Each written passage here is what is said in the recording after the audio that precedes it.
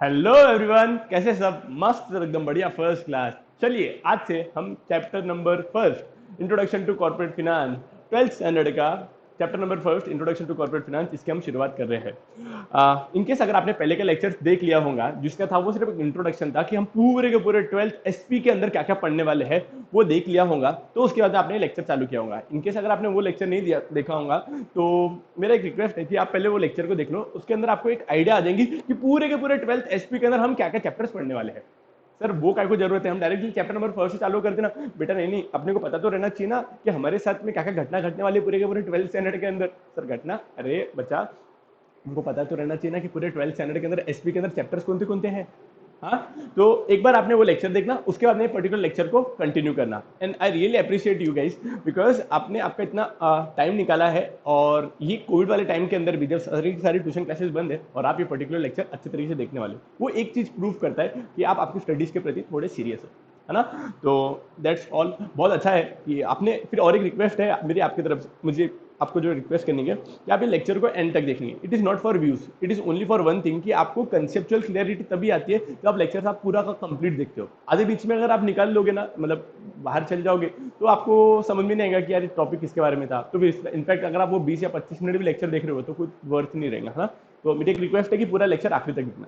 Second request, कि आप ये जब भी लेक्चर देख रहे हो ना, ये लेक्चर सिर्फ आपको एक ही इंटेंशन के साथ में, एक ही लॉजिक के साथ में देखना है कि आपको ये टॉपिक्स को समझना है बस। लर्निंग कराने की रिस्पॉन्सिबिलिटी मेरी। पूरे के पूरे 12th एसपी एंड ओसीएम के अंदर जितने भी चैप्टर्स है, मैं पूरे आपको लर्न बाय हार्ट करवाऊंगा, वो चीज का मैं प्रॉमिस देता आपको, पक्का। लेकिन आपको ये पर्टिकुलर लेक्चर जो भी अपन देखने वाले, अभी मैं जिसकी शुरुआत करूंगा, वो लेक्चर को सिर्फ एक ही लॉजिक के साथ में देखना है कि हमारे को सिर्फ कंसेप्ट समझ में आना चाहिए। मैं फिर भी कोशिश करूंगा कि थोड़ा थोड़ा अभी आपको लर्न भी हो जाए, लेकिन अटमोस्ट आपका मेन ध्यान किसके ऊपर होना चाहिए कि आपको पूरा का पूरा टॉपिक सिर्फ समझ में आना चाहिए। सेकंड थिंग जो मुझे आपके साइड से चाहिए, आई थिंक थर्ड थिंग जो मुझे आपके साइड से चाहिए, कि आप ये पर्टिकुलर लेक्चर जब देख रहे हो ना, ये लेक्चर के आपने नोट्स मत बनाना। नोट्स मैंने एकदम बहुत अच्छे तरीके से बनाई हुई है, full to full pictorial presentation के साथ में, सिंपलेस्ट लैंग्वेज के अंदर, पूरी हैंडमेड नोट्स है मेरी साइड से, ठीक है। वो लेक्चर्स की भी नोट, मतलब वो पर्टिकुलर नोट्स भी, पूरा 12th एसपी की नोट्स भी मैं आपको प्रोवाइड कर दूंगा। प्लीज बट एक बार लेक्चर को आप अच्छे तरीके से कंटिन्यू देखो। लास्ट के अंदर मैं बताऊंगा कि आपको नोट्स कैसे मिलेंगे और कहां से मिलेंगी, ठीक है। अगर हार्ड कॉपी चाहिए तो कैसे करना पड़ेगा, और मतलब अगर आपको सॉफ्ट कॉपी चाहिए तो वो कैसे मिल जाएंगे आपको, ठीक है। तो चलिए अपन शुरुआत करते हैं। Introduction to corporate finance, chapter number 1। ये सबसे सिंपलेस्ट चैप्टर है पूरे के पूरे 12th एसपी के अंदर। इनफैक्ट मैं अगर ऐसा बोलूं कि हाँ, पूरे मतलब जितने भी सब्जेक्ट्स है उसके अंदर सबसे सिंपलेस्ट चैप्टर दूंगा तो यही चूंगा। ये आपको एक आइडिया देगा कि कंपनी जब जब भी पैसे की नीड आती है कंपनी को, तो कंपनी क्या क्या करते हैं, क्या क्या फैक्टर्स को ध्यान में रखते हैं वाइल रेजिंग फिनांस। अगर कंपनी को पैसे की रिक्वायरमेंट आती है कोई भी कंपनी को अंदर, तो वो कौन से फैक्टर्स को ध्यान में रखते हैं वेल रेजिंग फिनांस, ठीक है। तो कंपनी के अंदर ना दो टाइप का कंपनी को पैसा लगता है, एक रहता है फिक्स कैपिटल, एक रहता है वर्किंग कैपिटल। फिक्स कैपिटल मतलब क्या, जो कंपनी के अंदर लॉन्ग टर्म पीरियड के लिए कंपनी को जो पैसा चाहिए, ठीक है। दूसरा रहता है वर्किंग कैपिटल। वर्किंग कैपिटल का मतलब होता है कि ऐसा वाला कैपिटल जो कंपनी को डे टू डे अफेयर्स को मैनेज करने के लिए पैसा चाहिए। Sir day to day affairs को मतलब बेटा डे टू डे एक्टिविटीज को रन करने के लिए, जैसे आपने को इलेक्ट्रिसिटी बिल पे करना पड़ेगा, हर मंथली पे करना पड़ेगा, सैलरी हर मंथली पे करना पड़ेगा, अपने को रेंट हर मंथली पे करना पड़ेगा, प्रिंटिंग और स्टेशनरी का जो आइटम्स लगते हैं उसको डे टू डे खर्चा लगता है। मतलब ये वाला एक्सपेंडिचर को अपन वर्किंग कैपिटल भी जनरली कुछ कुछ लोग बोलते हैं, मतलब ऐसे वाला, अच्छा वर्किंग कैपिटल को मतलब ऐसा वाला कैपिटल जो डे टू डे एक्टिविटीज को काम करने के लिए लगने वाला है। वो फैक्टर्स को अपन कौन से फैक्टर्स ये इन्फ्लुएंस करेंगे वर्किंग कैपिटल को, इसके अंदर देखेंगे। तो एक काम करते हैं, अपन सबसे पहली स्लाइड इसकी शुरुआत कर दे कि हम ये पूरे के पूरे चैप्टर के अंदर अल्टीमेटली पढ़ने क्या वाले हैं, what is the content of this chapter, ठीक है। तो पहला अपन ये पर्टिकुलर चैप्टर के अंदर क्या पढ़ने वाले, अपन पढ़ने वाले फाइनेंसिंग डिसीजन। फाइनेंसिंग डिसीजन का मतलब क्या होता है? फाइनेंसिंग डिसीजन बेसिकली मतलब होता है कि ऑर्गेनाइजेशन के हाथ में पैसा कहां कहां से आएगा, ठीक है। ऑर्गेनाइजेशन के हाथ में पैसा कहां कहां से आएगा। अच्छा मैं आपको वो बताना भूल गया, introduction to corporate finance. Corporate और फाइनेंस, आई थिंक आपको ये तो समझ में आ ही गया होगा। इंट्रोडक्शन मतलब कि इंट्रोडक्शन देने वाले हैं कॉर्पोरेट फाइनेंस का। कॉर्पोरेट का मतलब क्या होता है? कॉर्पोरेट का मतलब होता है कंपनी, कंपनी को जो पैसा लग रहा है उसका इंट्रोडक्शन है ये पर्टिकुलर चैप्टर, पक्का। कंपनी को पैसा पैसा जितना भी पैसा लग रहा है बिजनेस को मैनेज करने के लिए, उसके बारे में पर्टिकुलर चैप्टर है। तो पॉइंट नंबर 1 जो अपन पढ़ने वाले हैं वो है फिनेंसिंग डिसीजन। फिनेंसिंग डिसीजन का मतलब क्या होता है? फिनेंसिंग मतलब कंपनी के पास में पैसा कहां कहां से आएगा। देखो बेटा, आपको कंपनी के पास में ना पैसा बहुत वैरायटी ऑफ सोर्सेस से आ सकता है। कंपनी के मालिक कंपनी को पैसा दे सकते हैं, कंपनी किसी से लोन ले सकती है। तो ऐसा ये जो अलग अलग सोर्सेस रहते हैं जहां से कंपनी को पैसा आता है, इसके बारे में ना कंपनी के जो फाइनेंस मैनेजर रहते हैं, जो कंपनी के फंड्स को मैनेज करते हैं, उनको देखना पड़ता है कि हमने पैसा किन से लेना, क्या कंपनी से, मालिक से पैसा लेना चाहिए कि कंपनी ने बोरो करना चाहिए, किससे पैसा लेना, तो उसके बारे में है। दूसरा दूसरा टॉपिक जो आता है अपने पास में वो रहता है इन्वेस्टमेंट डिसीजन। इन्वेस्टमेंट डिसीजन का मतलब क्या होता है बच्चा? इन्वेस्टमेंट डिसीजन का मतलब होता है कि हमारे पास में पैसा तो आ गया, मालिक से या बोरो करके या बैंक से, किससे भी आ गया, है ना, लेकिन अब हमने वो पैसे को कहां पे लगाना सो दैट हमको रिटर्न मैक्सिमम मिले। क्या बोला मैंने? हमारे पास में फाइनेंसिंग डिसीजन में पैसा तो आ गया, अब सेकंड पॉइंट के अंदर हमने ये पैसा कहां पे लगाना सो दैट हमारे को रिटर्न ज्यादा मिले। जैसे रिलायंस जियो कंपनी के अंदर सपोजिंग मुकेश अंबानी ने ये पैसा लगाया था, अब ये कंपनी कहां कहां पे पैसा लगाएंगी? हाँ भाई, हमको टेलीकम्युनिकेशन बिजनेस स्टार्ट करने का है, हमको जियो मार्ट स्टार्ट करने का है, या हमारे को रिटेल सेक्टर में घुसने का है ना, आजियो नेटवर्क ये आजियो ऐप लाने का है। ये अलग अलग इन्वेस्टमेंट डिसीजन हो गया ना। तो ये कौन डिसाइड करेगा? कंपनी के अंदर बोर्ड ऑफ डायरेक्टर्स या कंपनी के अंदर फाइनेंस मैनेजर का अगर होगा कंपनी के अंदर, तो वो गाइडेंस देंगे बोर्ड ऑफ डायरेक्टर को कि हमने कैसा करना चाहिए, कैसे करना चाहिए, कहाँ कहाँ पे पैसा लगाना। तो दो टॉपिक आपको समझ में आ गया। पहला चीज पढ़ने वाले इन्वेस्टमेंट डिसीजन, जो इन्वेस्टमेंट कहाँ कहाँ से आएंगे उसके बारे में रहेगा। दूसरा रहेगा पहला रहेगा फाइनेंसिंग डिसीजन की कंपनी का पैसा कहाँ कहाँ से आना चाहिए, और दूसरा पैसा हम कहाँ कहाँ पे ये पैसे को लगाएंगे। पक्का पक्का, यस। उसके बाद में रहेगा हम देखेंगे इंपॉर्टेंस ऑफ कॉर्पोरेट फाइनेंस। आखिर कंपनी के पास में पैसा होना ये क्यों इंपॉर्टेंट है, मैं आपको बताना, आपको पूछना चाहता, आपको क्या लगता है कोई भी पर्सन के पास में पैसा होना इंपॉर्टेंट है कि नहीं है? अच्छा इंपॉर्टेंट है तो क्यों क्यों इंपॉर्टेंट है, आपको क्या लगता है? कंपनी के केस के अंदर भी क्या पैसा होना इंपॉर्टेंट नहीं रहता होगा क्या? सर ऑब्वियस ही बात है, बिना पैसे के कोई भी कंपनी सर्वाइव कर पाएंगे? मैं तो छोड़ो कंपनी की बात, छोड़ो छोटी बिजनेस, चाय की टपरी वाला भी बिजनेस चालू कर पाएंगे क्या बच्चा? नहीं कर पाएंगा ना। क्यों नहीं कर पाएंगा? Because finance is the lifeblood of any type of business. आप छोटे से छोटा या बड़े से बड़ा आप कोई भी बिजनेस चालू करो, उसके अंदर आपको पैसे की तो आएंगे। तो मतलब कॉर्पोरेट फाइनेंस क्यों इंपॉर्टेंट है उसका एक क्वेश्चन मिलेगा आपको। तो तीन क्वेश्चन देख लिया अपन, एक इन्वेस्टमेंट डिसीजन, फिनेंसिंग डिसीजन और importance of corporate finance. Company के लिए फाइनेंस होना क्यों इंपॉर्टेंट है उसके बारे में क्वेश्चन पढ़ने वाले। पक्का आज अपन ये तीन टॉपिक अच्छी तरीके से लर्न करेंगे। उसके अलावा ये पर्टिकुलर चैप्टर के अंदर क्या क्या पढ़ने वाले अपन? Capital requirement. कैपिटल रिक्वायरमेंट का मतलब क्या है? कंपनी को पैसा होना, तो अभी वो पैसा कहां कहां से आएगा, और कंपनी को कैपिटल रिक्वायरमेंट ये कौन कैलकुलेट करता है, उसके बारे में एक छोटू सा थोड़ा सा पार्ट दिए हुए हैं आपके सिलेबस के अंदर। उसके बाद में आपको एक इंट्रोडक्शन दिया जाएगा फिक्स कैपिटल, और फिक्स कैपिटल का इंपॉर्टेंस क्या रहता है। फिक्स कैपिटल मैंने आपको जैसे 2 मिनट पहले बताया था, फिक्स कैपिटल का मतलब होता है ऐसा वाला कैपिटल, ऐसा वाला पैसा जो कंपनी को बहुत ज्यादा पीरियड के लिए लगने वाला है। जैसे रिलायंस जियो कंपनी की बात करते हैं अपन, रिलायंस जियो को ऐसा वाला पैसा जो बहुत लॉन्ग टर्म पीरियड के लिए लगने वाला है, वो कौन सा रहेगा? मतलब अपने को फिक्स्ड असेट परचेस करने पड़ेंगे। फिक्स्ड असेट का मतलब क्या है? हमको टावर परचेस करने पड़ेंगे, हमको बिल्डिंग परचेस करनी पड़ेंगी, या लैंड परचेस करनी पड़ेगी, उसके ऊपर बिल्डिंग खड़ी करनी पड़ेगी। अब बिल्डिंग खड़ी करने के लिए, टावर इरेक्शन करने के लिए आपको नहीं लगता कि अपने को पैसा लगेगा? तो ऐसा वाला पैसा जो टावर खड़ा करने के लिए लगने वाला है, या ऐसा वाला पैसा जो हमको बिल्डिंग को इरेक्ट करने के लिए लगने वाला है, ये वाले कैपिटल को बोला जाता है फिक्स्ड कैपिटल। क्या बोला जाता है इसको? Fixed capital. ऐसा वाला पैसा जो ऑर्गेनाइजेशन के अंदर लॉन्ग टर्म के लिए लगेगा। अभी टावर एक बार खड़ा कर दिया अपन ने, हर 2-2 महीने के अंदर, 3-3 महीने के अंदर अपन टावर बदलाते जाएंगे कि बच्चा? नहीं ना। ये एक बार हमने टावर इरेक्ट कर दिए, अब वो जब तक खराब नहीं होता, पूरा का पूरा रिप्लेस नहीं करना पड़ता, तब तक वो वैसे वैसे इरेक्ट ही रहेगा, है ना। इतनी सारी कंपनीज ने, बीएसएनएल कंपनी ने कितने पुराने, कितने कितने 15-15 साल हो गए, 25-25 साल हो गए, उनके टावर्स वैसे के वैसे ही खड़े हुए हैं, है ना। 15-25 तो नहीं होंगे, 15 साल 20 साल तो हो ही गए होंगे उनके टावर्स को, है ना। तो फिक्स कैपिटल का इंपॉर्टेंस क्या है? उसके बाद में वर्किंग कैपिटल देखेंगे। वर्किंग कैपिटल का मतलब क्या होता है? वर्किंग कैपिटल मतलब ऐसा वाला कैपिटल जो ऑर्गेनाइजेशन के अंदर डे टू डे एक्टिविटीज को मैनेज करने के लिए लग रहा है, और उसका क्या इंपॉर्टेंस है, वर्किंग कैपिटल का क्या इंपॉर्टेंस है। पक्का? तो एक बार आप मेरे लिए पूरे के पूरे पॉइंट्स को अच्छे तरीके से रिकॉल करोगे, ये आपको पता रहना चाहिए कि आपको पूरे के पूरे चैप्टर के अंदर अपन पढ़ने क्या वाले। It is very important, because आपको गाइडलाइन मिल जाएंगे, बाद में आके ऐसे नहीं लगेगा भूला कुछ भी नहीं समझ में आ रहा क्या पढ़े अपन। ठीक है, तो अपन सबसे पहले पढ़ेंगे फाइनेंसिंग डिसीजन, फिर investment decision, importance of corporate finance, third topic. Fourth topic रहेगा कैपिटल रिक्वायरमेंट। उसके बाद में आएगा फिक्स कैपिटल, और फिक्स कैपिटल का क्या इंपॉर्टेंस है, वर्किंग कैपिटल और वर्किंग कैपिटल का क्या इंपॉर्टेंस है। पक्का पक्का, यहां तक हो गया। एक बार डबल से मेरे साथ में रिकॉल करो। सर हम क्या करते हैं, आप सिर्फ बोलो, हम सिर्फ सुनते हैं, वैसा नहीं चलेगा। आपको मेरे साथ में बोलना पड़ेगा, तब जाके ही लर्न होगा। इन केस अगर आपको, आपने अभी अगर फिक्स करके रखे हुआ है कि आपको 90% प्लस चाहिए, मैं बोलता 95+ % आएंगे, उसकी गारंटी मेरी, पक्का आएंगे, बिल्कुल आएंगे। लेकिन उसके साथ में ना आपको मैं जो बोलूंगा वो करना पड़ेगा। सर आप 8-10 घंटे बोलेंगे, नहीं नहीं नहीं पागल है क्या, 8-10 घंटे का, कोई इतना साइंस थोड़ा लिया अपन ने। अपने को सिर्फ मैक्सिमम 3 घंटे पढ़ने का है। कॉमर्स के बच्चों को 3 घंटे के ऊपर पढ़ने की जरूरत नहीं आती। एग्जाम टाइम के पीरियड के अंदर 4-5 घंटे पढ़ने पड़ेंगे। अगर आपने स्टार्टिंग के अंदर अच्छे तरीके से पढ़ के रखे हुए है ना, अभी आपके 3 घंटे बहुत ज्यादा हो गए, बस हो गए। 3 घंटे के ऊपर पढ़ना नहीं बेटा, पाप लगता कॉमर्स के बच्चे, उतने बस हो गया, सफिशिएंट है। बिकॉज अपने के अंदर ना जो सिलेबस है ना बहुत कंसेप्चुअल है, डे टू डे लाइफ से बहुत रिलेटेड है। इन केस अगर आप प्रॉमिस करते मुझे कि हाँ आप मुझे डेली के एटलीस्ट 3 घंटे दोगे, मतलब सारे के सारे सब्जेक्ट को आप 3 घंटे देने के लिए तैयार है, और जैसा मैं एसपी और ओसी का आपको लर्न करवाने के लिए देने के लिए तैयार हूँ, अगर आप एग्री कर दे तो मैं आपको आज ही प्रॉमिस करके दे सकता कि आपको 95+ % आएंगे, बिल्कुल आएंगे। ठीक है, तो अब अपन शुरुआत करते हैं। अब मैं जितनी बार बोलूंगा रिकॉल करने का ना, उतनी बार आपको रिकॉल करना पड़ेगा, बोले तो करना ही पड़ेगा। बैठे बैठे क्या करते हैं आप, मेरे साथ में रिकॉल तो करना ना। ठीक है, तो अपन पहले देखेंगे फाइनेंसिंग डिसीजन, सेकंड टॉपिक देखेंगे इन्वेस्टमेंट डिसीजन, थर्ड टॉपिक देखेंगे कैपिटल रिक्वायरमेंट, थर्ड टॉपिक देखेंगे इंपॉर्टेंस ऑफ कॉर्पोरेट फाइनेंस, उसके बाद में capital requirement, fix capital and its importance, working capital and its importance. ये सारे के सारे टॉपिक्स अपने पर्टिकुलर चैप्टर के अंदर शुरुआत करने वाले हैं। तो चलिए अब पहला टॉपिक जो अपन चालू करते हैं, इंट्रोडक्शन टू कॉर्पोरेट फाइनेंस का इंट्रोडक्शन जो बोलना है वो, the term finance related to money and money management, it is related to inflow and outflow of money.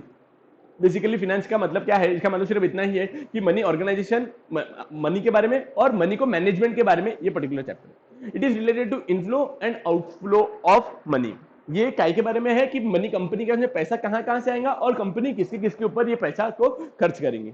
पैसा आएगा वेरियस सोर्सेस से, लोन से, शेयर होल्डर से, मतलब कंपनी के जो मालिक कंपनी को पैसे दे रहे हैं वहां से, या कंपनी किसी से बोरो करेंगी वहां से आएगा। और कंपनी पैसा किसको देंगे, किसके लिए लगाएंगे, फिक्स कैपिटल के लिए या वर्किंग कैपिटल के लिए, पक्का पक्का। उसके बाद में अपने को the success of any business organisation depends upon the efficiency with which it is able to generate and use the fund. ये कोई भी ऑर्गेनाइजेशन के लिए सबसे इंपॉर्टेंट है कि कोई भी ऑर्गेनाइजेशन तब तक सक्सेसफुल नहीं मानी जाएगी अगर वो फिनेंस को प्रॉपर तरीके से मैनेज ही नहीं करेंगे। अगर कोई ऑर्गेनाइजेशन फिनेंस को बहुत इफिशिएंट तरीके से, जितना पैसा लग रहा है उतना पैसे को ही ले रही है और उसको इफिशिएंट तरीके से ऐसी जगह पे पैसे को लगा रही है जहां पे रिटर्न ज्यादा आ रहा है, तो वो ऑर्गेनाइजेशन सक्सेसफुल, वो ऑर्गेनाइजेशन का सक्सेस होगा। Henry Ford said, Henry Ford कौन है, ये फोर्ड मोटर्स पता है ना आपको, फोर्ड मोटर की शुरुआत करी थी हेनरी फोर्ड ने। उनका क्या बोलना है कि money is the arm and leg, use it और लूज इट। उनका बोलना क्या है कि कोई भी ऑर्गेनाइजेशन के लिए जो उसका मनी है वो उसके हाथ और पैर के समान होता है। आप उसको अच्छे तरीके से यूज कर सकते हैं या उसको आप पूरा का पूरा लूज कर सकते हैं। बहुत इंपॉर्टेंट लाइन बोली उसने, money is the arm and और लेग, यूज इट और lose it. This statement clearly bring out the importance of finance for the success of the business. जैसा आदमी के लिए, कोई भी इंसान के लिए उसके हाथ और पैर कितने ज्यादा इंपॉर्टेंट रहते हैं, उतना ही इंपॉर्टेंट कोई भी ऑर्गेनाइजेशन के लिए उसका मनी रहता है ना।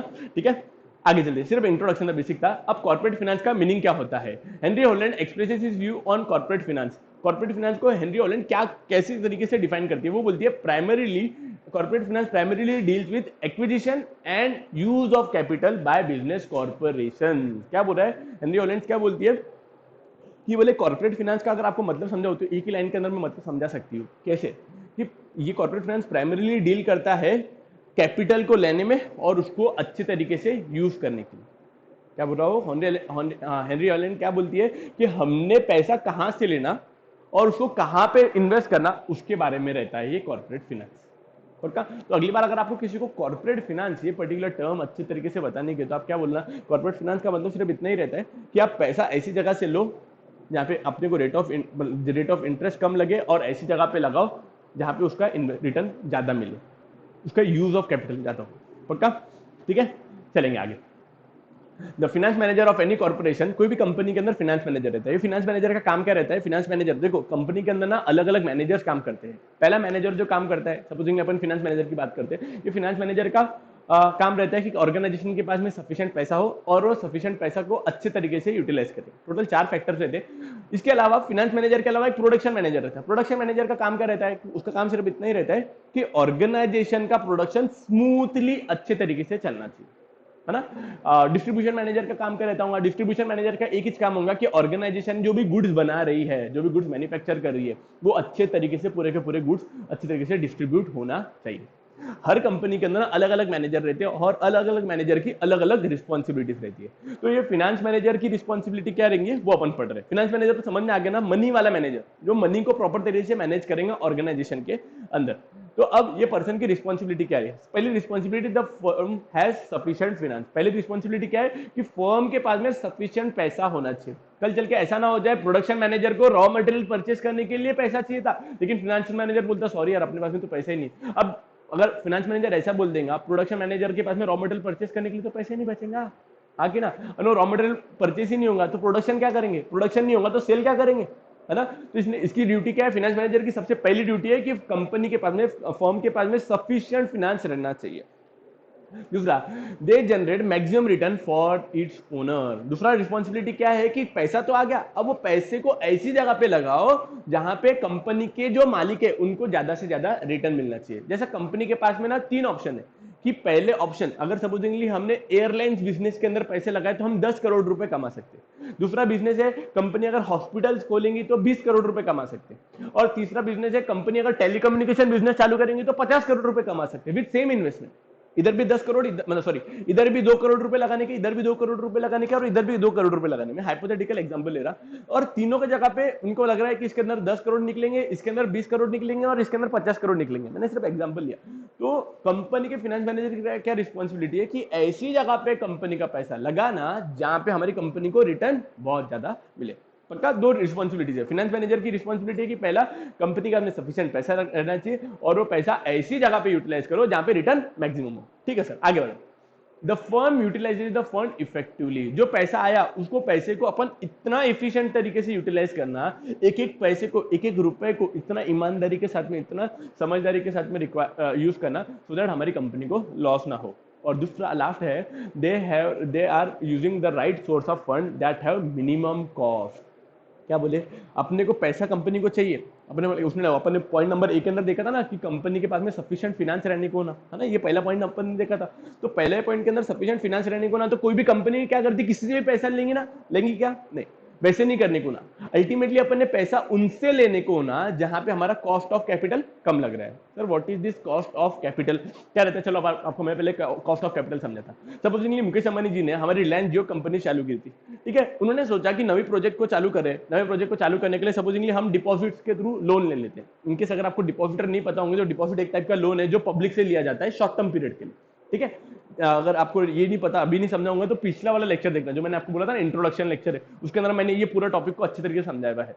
डिपॉजिटर का मतलब क्या होता है, डिपॉजिटर मतलब क्या, एक टाइप का लोन जो हमने पब्लिक से लिया हुआ है। पब्लिक भी कंपनी को लोन देती है सर, बिल्कुल, तो पब्लिक से उन्होंने लोन लिया हुआ है, ठीक है। अब अपन ने लोन लिया, लोन के ऊपर अपन रिटर्न क्या देते हैं सर, इंटरेस्ट, तो अपन उनको इंटरेस्ट देंगे। सपोजिंगली पब्लिक डिपॉजिट्स के ऊपर अपने को टोटल इंटरेस्ट देने का है 12%, है ना। हर साल उनको, अपने को 12%, 12%, 12% का इंटरेस्ट देने का है, ठीक है।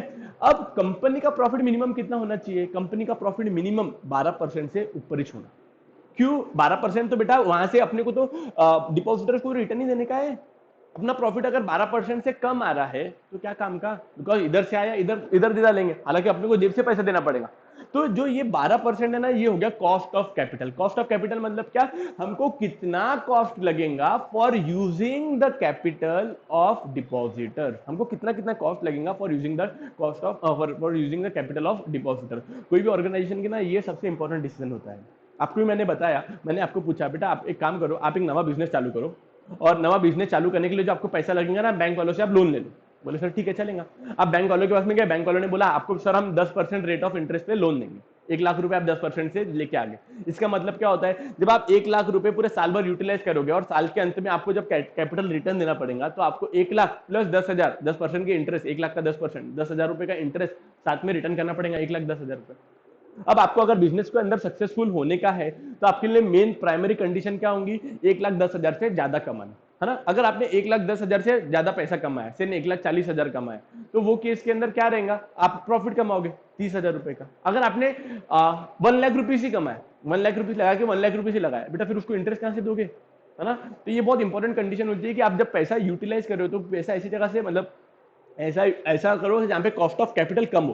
कोई पर्सन दूसरा बोल रहा है कि मैं 12% नहीं, मैं आपको 8% रेट ऑफ इंटरेस्ट देने को, अपन बोलेंगे भाई तेरे सबसे पहले हम तेरे से पैसा लेंगे, बिकॉज तू हमसे रिटर्न कम मांग रहा है। कोई पर्सन बोलेगा मैं 6% पे आपको लोन देने के लिए तैयार हूं, ठीक है भाई, अपन उसको पहले इंपॉर्टेंस देंगे। भाई अपन इंपॉर्टेंस देंगे बिकॉज अपने को कम रेट ऑफ इंटरेस्ट लग रहा है उसको, पक्का पक्का, जिसको बोलते हैं कॉस्ट ऑफ कैपिटल। तो एक बार वापस अपन ने देखना क्या कि फाइनेंस मैनेजर की रिस्पॉन्सिबिलिटी क्या होती है। फाइनेंस मैनेजर की रिस्पॉन्सिबिलिटी होती है कि ऑर्गेनाइजेशन के पास में सफिशिएंट पैसा हो, और उसको दूसरी रिस्पॉन्सिबिलिटी होती है कि वो पैसा ऐसी जगह पे लगाए जहां पे मैक्सिमम रिटर्न आए।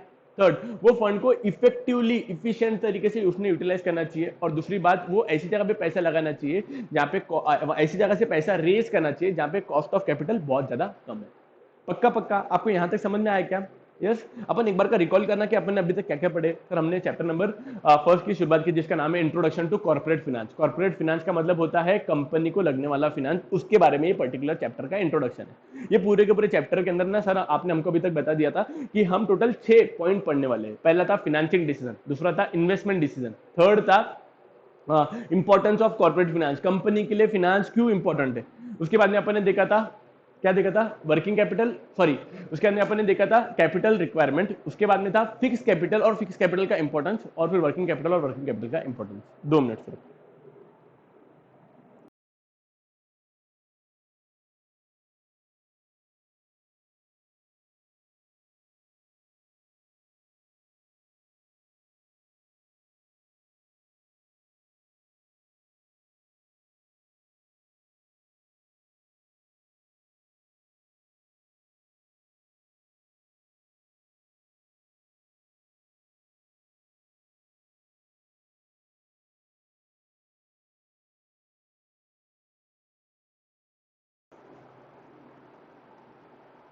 यस। अब पिछला वाला टॉपिक खत्म होने के बाद में अपन ने अभी क्या देखा था कि उसके बाद में अपने सबसे टॉपिक नंबर 1 जो अपन देखने वाले थे। यस, हम अभी टॉपिक नंबर 1 फाइनेंसिंग डिसीजन देखने वाले हैं। फाइनेंसिंग डिसीजन का मतलब क्या होता था? ऑर्गेनाइजेशन के फाइनेंस मैनेजर की रिस्पॉन्सिबिलिटी, या कंपनी के फाइनेंस मैनेजर की क्या रिस्पॉन्सिबिलिटी थी कि ऑर्गेनाइजेशन के पास में हमेशा सफिशिएंट पैसा रहना चाहिए। कंपनी के पास भी ना बहुत अलग अलग सोर्सेस है जहां पे कंपनी के पास में पैसा आ सकता है। हो सकता है कंपनी अपने मालिकों से पैसा ले, जैसे equity share holder, preference share holder, उनसे पैसा लेंगी।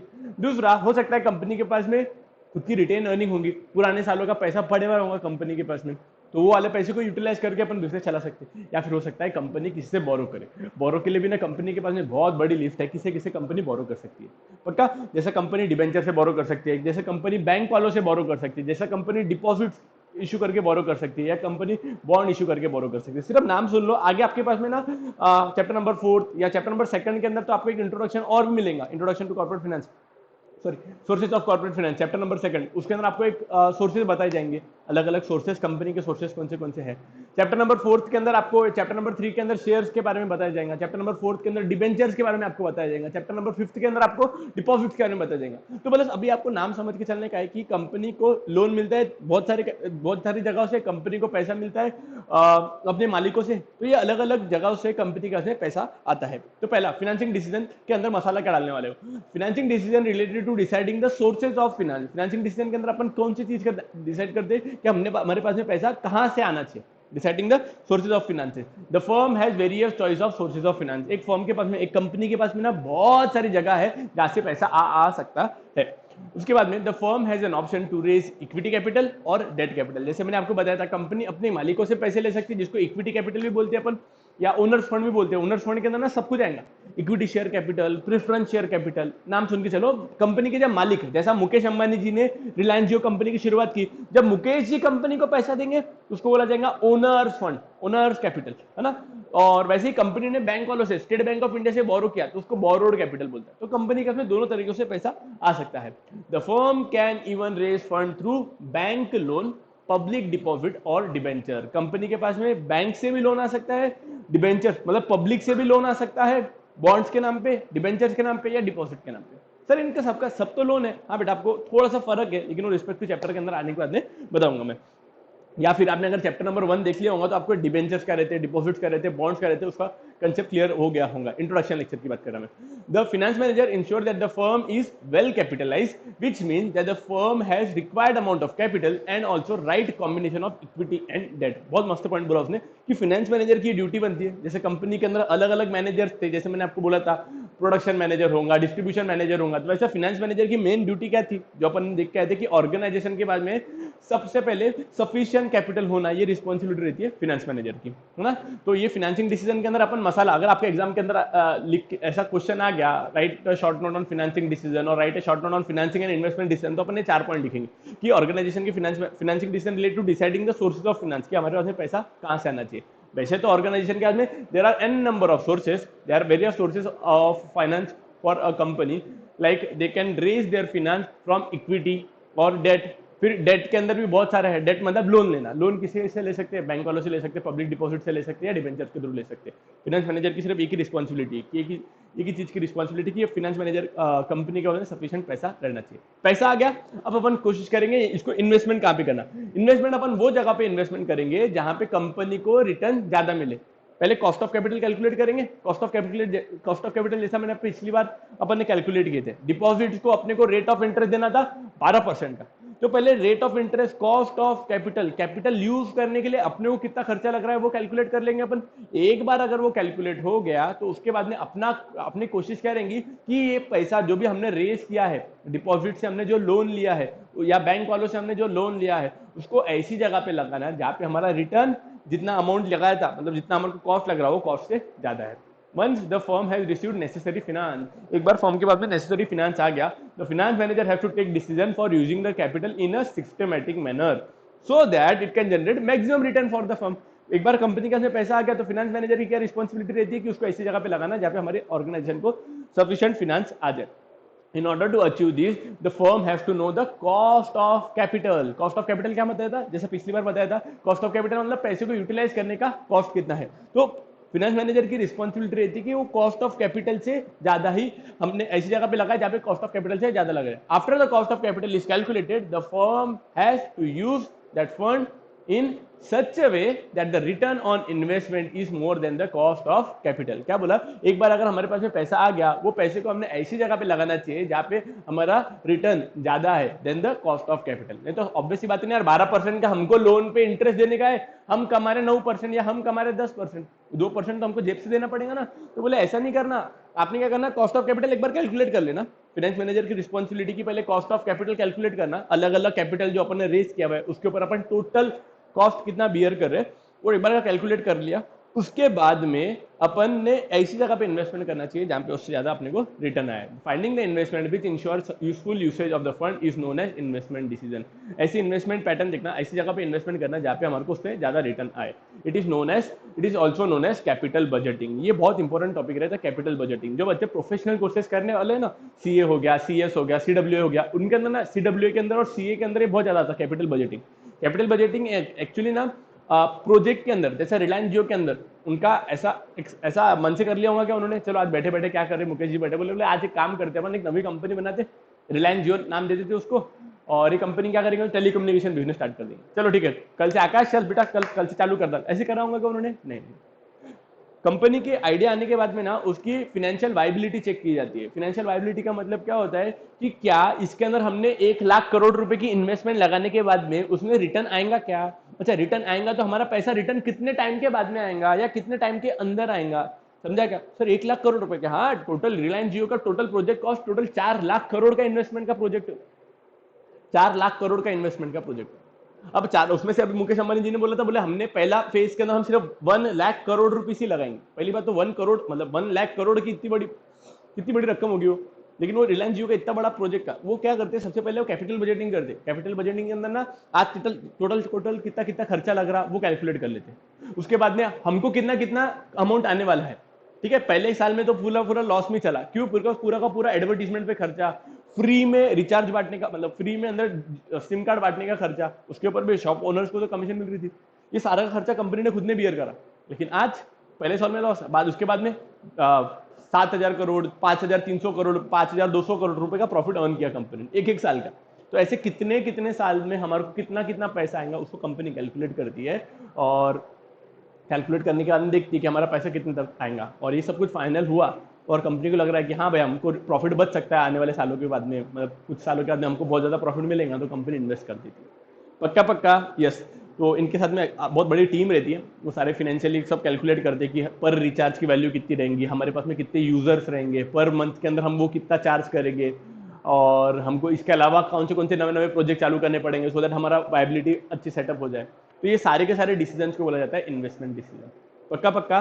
तो अगर आपको आगे चल के आपकी खुद की कंपनी चालू करनी है तो आप पहले 2 डिसीजन लोगे। पहला रहेगा फिनेंशिंग डिसीजन कि हम पैसा कहाँ कहाँ से लेना, पैसा कौन सी जगह से लेंगे बच्चा, अपन वो जगह से लेंगे जहाँ पे कॉस्ट ऑफ कैपिटल मिनिमम आएंगी। एक ऑर्गेनाइजेशन के पास में there are multiple sources of capital, कहाँ से ले सकते हैं हम, डिबेंचर के थ्रू ले सकते हैं, हम डिपॉजिट के थ्रू ले सकते हैं, हम बॉन्ड्स के थ्रू ले सकते हैं, दूसरा हम इक्विटी शेयर होल्डर से भी ले सकते हैं। तो फाइनेंस मैनेजर की क्या ड्यूटी रहेंगी, पिछला पॉइंट बोल रहा मैं, फाइनेंस मैनेजर की क्या ड्यूटी रहेंगी कि हमारे ऑर्गेनाइजेशन के पास में सफिशिएंट पैसा रहना चाहिए। एक बार पैसा आ गया, फिर सेकंड डिसीजन कि इन्वेस्टमेंट कहाँ पे करना, इन्वेस्टमेंट ऐसी जगह पे करना, मतलब वो सिस्टमेटिक तरीके से करना। उसके लिए सबसे स्टेप नंबर 1 हमको क्या कैलकुलेट करनी पड़ेगी, हमारी cost of capital. Cost of calculate करने के बाद में हमारे को ऐसी जगह पे इन्वेस्ट करना पड़ेगा जहाँ पे जो रिटर्न आ रहा है वो कॉस्ट ऑफ कैपिटल से ज्यादा आने को ना। पक्का। ये पूरी की पूरी स्टडी को also known as capital budgeting. यहाँ तक समझ में आया बच्चा? पक्का पक्का। यहाँ पे मैं लेक्चर को एंड कर रहा हूँ और अपन नेक्स्ट लेक्चर के अंदर अपन इसके आगे का न्यू एक टॉपिक देखेंगे, what is the importance of corporate finance. Importance of corporate finance, corporate finance आखिर क्यों इंपॉर्टेंट है। ठीक है, एक थोड़ा सा आइडिया देने के लिए आपको क्या कॉर्पोरेट फाइनेंस क्यों इंपॉर्टेंस है, एक बार का मैं आपको बता देता कि क्यों इंपॉर्टेंस रहता है। कोई भी कंपनी को अगर नवा बिजनेस चालू करने का ही है ना, तो कंपनी स्टार्ट करने के बाद में उनको पैसा लगेगा। कंपनी चालू भी करनी है तो उनके लिए तो उनको पैसा लगेगा। तो न्यू प्रोजेक्ट जब भी कंपनी स्टार्ट करेंगे उसके लिए पैसा लगेगा। दूसरा आप सोचो, और कंपनी को पैसा किस किस चीज के लिए लग सकता है। कंपनी को पैसा लग सकता है जो बिजनेस को चालू किया उसको अलग अलग स्टेट्स के अंदर डेवलप कराने के लिए, वो अलग अलग स्टेट्स के अंदर एक्सपांड करने के लिए। तो पहले महाराष्ट्र में थे तो अपन गुजरात में चालू करेंगे, तो एक्सपांशन पर्पज के लिए भी तो पैसा लगेगा ना, हाँ कि ना।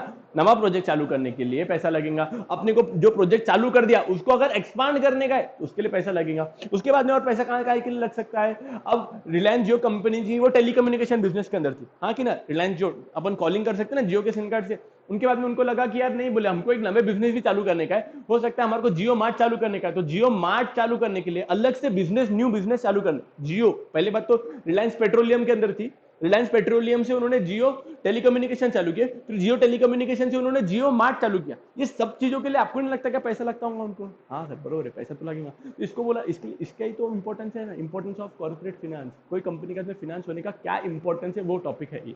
ठीक है, उसके अलावा डाइवर्सिफिकेशन उसको बोलते हैं। डाइवर्सिफिकेशन का मतलब क्या होता है, आज तक टेलीकम्युनिकेशन बिजनेस थी, टेलीकम्युनिकेशन की लाइन को हटकर कोई नवा बिजनेस चालू करना, जियो मार्ट का। पहले रिलायंस पेट्रोलियम, जो petrol based Reliance petrol pump है ना, तो रिलायंस पेट्रोलियम थी, वो पेट्रोलियम के बिजनेस के अंदर थी। फिर उन्होंने उसके बाद में चालू किया रिलायंस जियो टेलीकम्युनिकेशन, उनके बाद में जियो मार्ट चालू किया। ये डाइवर्सिफाई कर रहे हैं। हर नवी बिजनेस लाइन को सेटअप करने के लिए आपको नहीं लगता है कि उनको पैसे लगेंगे, हाँ कि ना। हाँ सर, और काय के लिए पैसा लग सकता है, और काय के लिए पैसा लग सकता है, और पैसा लग सकता है बिजनेस को स्मूथली अच्छी तरीके से रन करने के लिए। इसके अंदर टोटल 10 पॉइंट है, 10 के 10 पॉइंट अपन नेक्स्ट लेक्चर के अंदर देखेंगे। ये ऐसा समझ के चलो, मैंने अभी सिर्फ इसको स्टार्ट कर दिया था थोड़ा सा, लेकिन अगले लेक्चर के अंदर अपन पूरा डबल से देखेंगे। पक्का, ये वाला topic. Thank you so much guys, bye bye, take care, love you.